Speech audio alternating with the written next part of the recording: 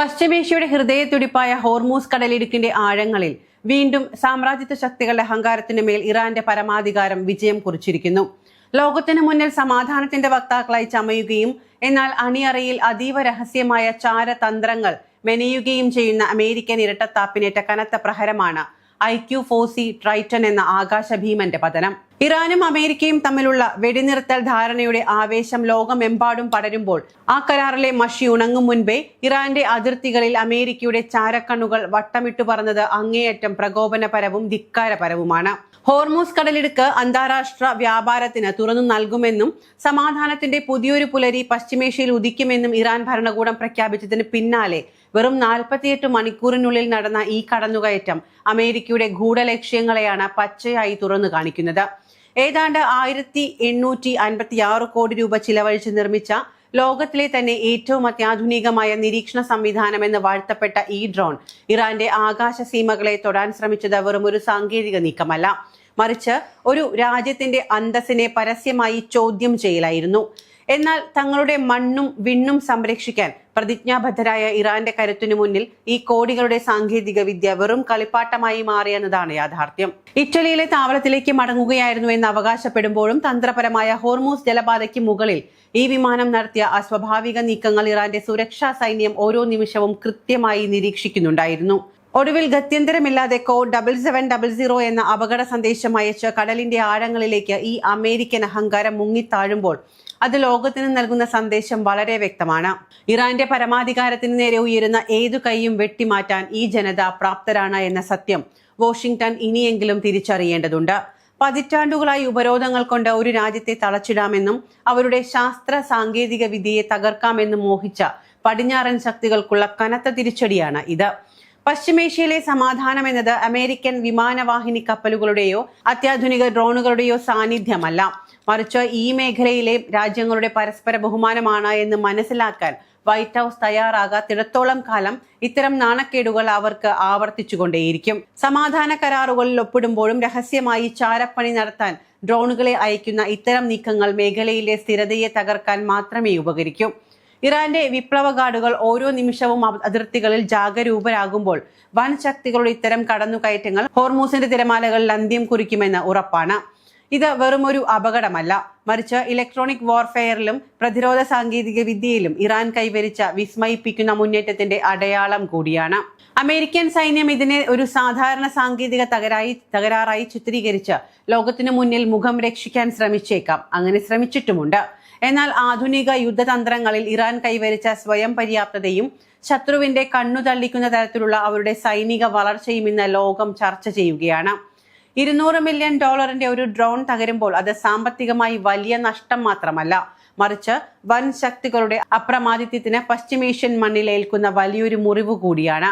പശ്ചിമേഷ്യയുടെ സുരക്ഷ തദ്ദേശമായ ശക്തികൾക്ക് വിട്ടു നൽകണമെന്നും വിദേശ സൈനിക സാന്നിധ്യം ഈ മേഖലയെ സംഘർഷഭരിതമാക്കുകയേ ഉള്ളൂ എന്ന ഇറാന്റെ പ്രഖ്യാപിത നിലപാട് ഈ സംഭവത്തോടെ കൂടുതൽ പ്രസക്തമായിരിക്കുകയാണ്. തങ്ങളുടെ റഡാർ സംവിധാനങ്ങളെ വെട്ടിച്ചു കടക്കാമെന്ന് കരുതിയ അമേരിക്കൻ സാങ്കേതിക വിദ്യയെ നിഷ്പ്രഭമാക്കിയതിലൂടെ ഇറാൻ തങ്ങളുടെ കരുത്ത് ഒരിക്കൽ കൂടി തെളിയിച്ചിരിക്കുന്നു. സ്വന്തം അതിർത്തികൾ കാക്കാൻ ഇറാൻ ആരോടും അനുവാദം ചോദിക്കാറില്ല എന്ന കൃത്യമായ സന്ദേശം ഇതിലൂടെ കൈമാറാനും കഴിഞ്ഞിട്ടുണ്ട്. ലോകത്തിലെ ഏത് അത്യാധുനിക ആയുധത്തിനു മുകളിലും ഇറാന്റെ ആത്മവീര്യവും ശാസ്ത്രീയ വൈദഗ്ധ്യവും വിജയിക്കുമെന്നതിന്റെ ഒടുവിലത്തെ തെളിവാണ് കടലിനടിയിൽ വിശ്രമിക്കുന്ന ഈ ഡ്രോൺ അവശിഷ്ടങ്ങൾ. സമാധാനം ആഗ്രഹിക്കുന്ന ഇറാന്റെ നല്ല മനസ്സിനെ ദൗർബല്യമായി കാണുന്നവർക്ക് ഹോർമൂസ് കടലിടുക്ക് എപ്പോഴും ഒരു പേടി സ്വപ്നമായി തുടരും. ആഴക്കടലിലേക്ക് മറഞ്ഞത് വെറുമൊരു ഡ്രോൺ അല്ല, മറിച്ച് പശ്ചിമേഷ്യയിൽ ആധിപത്യം കുറിക്കാനുള്ള ഒരു അധിനിവേശ ശക്തിയുടെ അവസാന മോഹങ്ങൾ കൂടിയാണ്. ലോകം ഈ സംഭവത്തെ ആകാംക്ഷയോടെ ഉറ്റുനോക്കുമ്പോൾ തങ്ങളുടെ പരമാധികാരത്തിന് കാവൽ നിൽക്കുന്ന ഇറാന്റെ ധീരമായ സൈനികർക്ക് മുന്നിൽ വൻ ശക്തികളുടെ സാങ്കേതിക അഹങ്കാരങ്ങൾ തലകുനിച്ചു നിൽക്കുകയാണ്. വരും ദിവസങ്ങളിൽ ഈ ഡ്രോണിന്റെ പതനം അന്താരാഷ്ട്ര തലത്തിൽ വലിയ ചർച്ചകൾക്ക് വഴിവെക്കുമെങ്കിലും ഇറാന്റെ നിശ്ചയദാർഢ്യത്തിന് ഒരു മാറ്റവും ഉണ്ടാകില്ല. സ്വന്തം മണ്ണിൽ അഭിമാനത്തോടെയും സമാധാനത്തോടെയും ജീവിക്കാൻ ആഗ്രഹിക്കുന്ന ഒരു ജനതയുടെ പോരാട്ട വീര്യത്തിന് മുന്നിൽ ഏതൊരു വൻ ശക്തിക്കും പരാജയം സമ്മതിക്കേണ്ടി വരുമെന്ന പാഠമാണ് ഹോർമൂസ് കടലിടുക്ക് ഇപ്പോൾ ലോകത്തിന് നൽകുന്നത്. മറ്റൊരു കാര്യത്തിലേക്ക് വരുമ്പോൾ മുസ്തഫ ഖമേനിയും പശ്ചിമേഷ്യൻ രാഷ്ട്രീയത്തിലെ വെല്ലുവിളികളും എന്നതാണ് പറയേണ്ടത്. ഇറാനിലെ പരമോന്നത നേതാവായ അലി ഖൊമേനിയുടെ രണ്ടാമത്തെ മകനായ മുജ്തബ ഖമേനി അധികാരത്തിന്റെ മുൻനിരയിലേക്ക് വരുന്നത് വെറുമൊരു ഭരണമാറ്റത്തിനായി മാത്രമല്ല, മറിച്ച് പശ്ചിമേഷ്യയുടെ രാഷ്ട്രീയ ഭൂപടത്തിൽ വരാനിരിക്കുന്ന വലിയൊരു ഭൂചലനത്തിന്റെ സൂചനയാണത്. ദശകങ്ങളായി ഇറാന്റെ രാഷ്ട്രീയത്തിന്റെ അണിയറയിലിരുന്ന് കരുക്കൾ നീക്കുന്ന മുജ്തബ പ്രത്യയശാസ്ത്രപരമായി അത്യന്തം കടുത്ത നിലപാടുകാരനാണ് എന്ന് ഇസ്രായേലിനെയും പാശ്ചാത്യ രാജ്യങ്ങളെയും ഒരുപോലെ ആശങ്കപ്പെടുത്തുന്നു. ഇസ്രായേലിന്റെ വിലയിരുത്തൽ പ്രകാരം മുജ്തബയുടെ നേതൃത്വത്തിലുള്ള ഒരു ഭരണകൂടം സമാധാന ശ്രമങ്ങൾക്ക് വലിയ തടസ്സമാകുന്നത് അദ്ദേഹത്തിന്റെ വിട്ടുവീഴ്ചയില്ലാത്ത വിപ്ലവ വീര്യം മൂലമാണ്. മുജ്തബ ഖമേനിയുടെ സ്വാധീനം ഏറ്റവും കൂടുതൽ പ്രകടമാകുന്നത് ഇസ്ലാമിക് റവല്യൂഷണറി ഗാർഡ് കോർപ്സ് എന്ന സൈനിക വിഭാഗത്തിലാണ്. ഇറാന്റെ ഔദ്യോഗിക സൈന്യത്തെക്കാൾ കരുത്തരും സാമ്പത്തികമായി സ്വയം പര്യാപ്തതയുള്ളതുമായ ഈ വിഭാഗം മുജ്തബയുടെ വിശ്വസ്ത വലയത്തിനുള്ളിലാണ്. ഇസ്രായേലിനെ സംബന്ധിച്ചിടത്തോളം ഇറാന്റെ ഈ സമാന്തര സൈന്യമാണ് തങ്ങളുടെ ഏറ്റവും വലിയ ശത്രു. ലബനനിലെ ഹിസ്ബുള്ളയ്ക്കും ഗാസയിലെ ഹമാസിനും യമനിലെ ഹൂത്തികൾക്കും ആയുധവും പരിശീലനവും നൽകുന്നതിൽ മുജ്തബയുടെ തണലിലുള്ള ഈ സൈനിക വിഭാഗം നിർണായക പങ്ക് വഹിക്കുന്നു. അതുകൊണ്ട് തന്നെ മുജ്തബ അധികാരമേൽക്കുന്നത് ഈ പ്രോക്സി ഗ്രൂപ്പുകളുടെ ശക്തി വർദ്ധിപ്പിക്കുമെന്നും അത് ഇസ്രായേലിന്റെ അതിർത്തികളിൽ കൂടുതൽ സംഘർഷങ്ങൾക്ക് വഴിവെക്കുമെന്നും വ്യക്തമാണ്.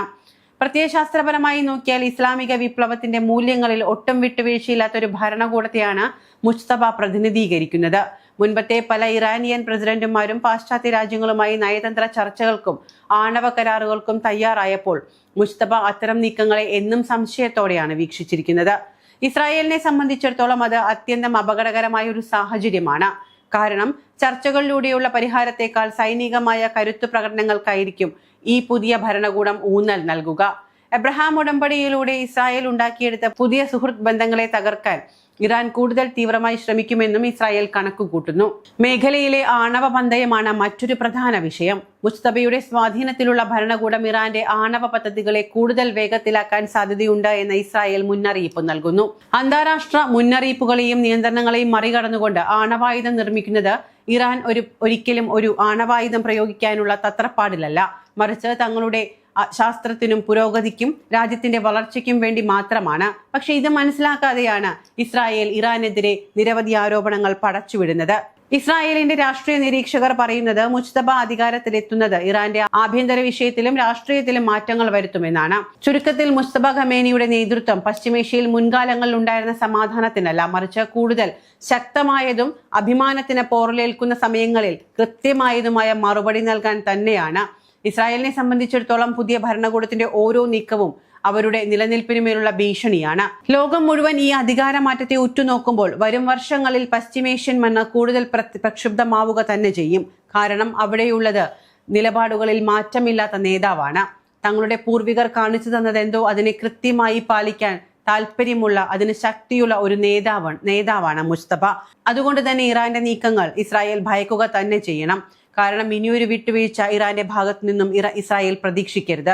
ഇത് കൊടുത്തു വാങ്ങിയ അല്ലെങ്കിൽ ഇരന്നു വാങ്ങിയ ശിക്ഷ തന്നെയാണ്. ഇസ്രായേലിന്റെയും നെതന്യാഹുവിന്റെയും യുദ്ധക്കൊതിക്ക് മുന്നിൽ ഇനിയൊരു മാപ്പില്ല.